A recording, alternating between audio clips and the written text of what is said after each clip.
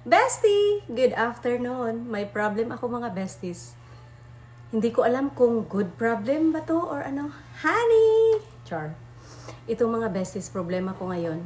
Ayan, ang mga sing-sing. OMG. Ayan. Nagluluwagan ng mga besties. Tapos, iano ko na lang. Ayan, sa wedding ring.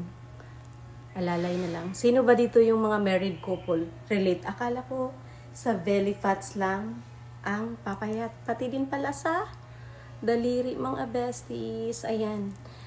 But anyway, timpla na tayo ng ating favorite tea kasi gusto kong ma-extend ang aking fasting. Mamaya pa ako kakain sa dinner after church. Kuha ako ng lemon mga besties in 500 ml. Ito na yung babaunin ko mga besties kasi it gives me clean energy all throughout the day. Pwede din ito sa mga lalaki and madami na ang pumayat.